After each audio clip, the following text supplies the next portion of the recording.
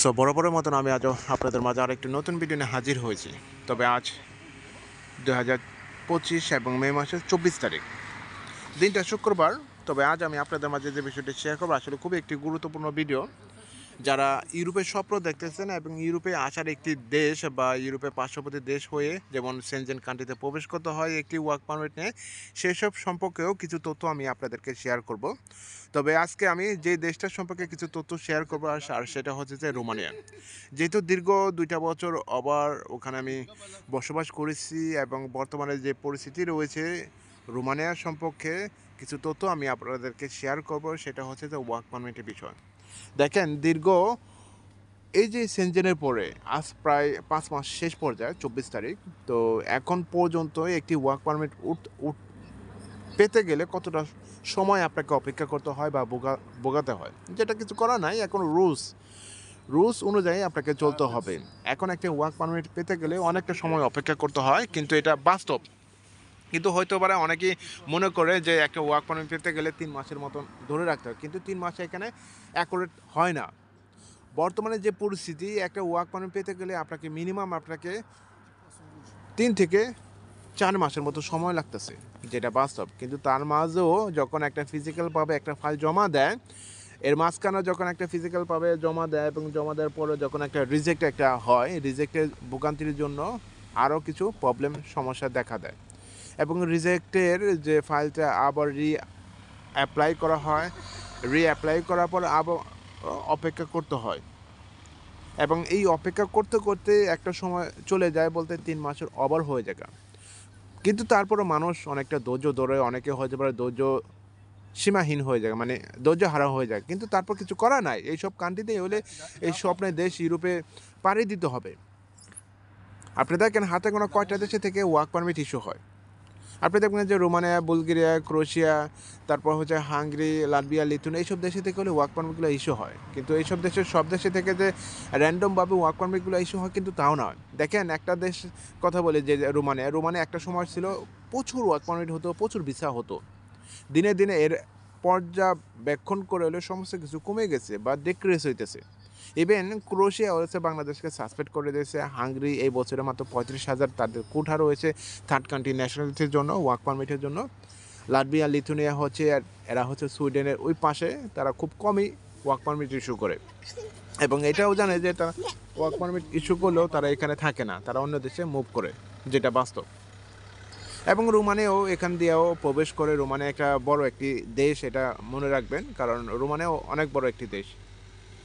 এবং war house থেকে শুরু করে এগ্রিকালচার বিভিন্ন কাজকর্ম রয়েছে, বিভিন্ন সেনজেনের কান্ট্রির কোম্পানিগুলো এখানে স্থানান্তর হচ্ছে।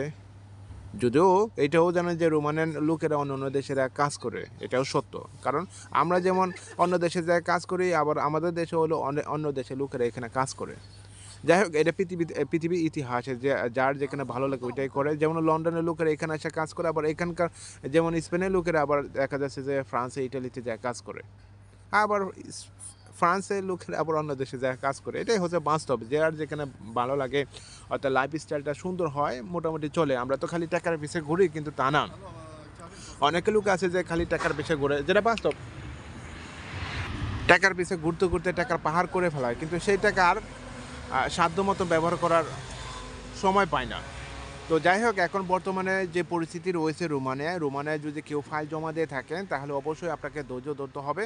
আর ধৈর্য ধরা যারা এই বর্তমানে যে পরিস্থিতি রয়েছেন, অবশ্যই আপনারা জানেন। তারপর মাঝখানে রোমানিয়ায় যে একটা নির্বাচন হলো, নির্বাচনের জন্য অনেকটা দাম দেখি হয়ে গেল। কিন্তু তারপরও এগুলি থেমে নাই, কিন্তু সব কিছু পরিবর্তন আসতেছে এবং আরও পরিবর্তন আসবে, এবং অপেক্ষা করতে হবে।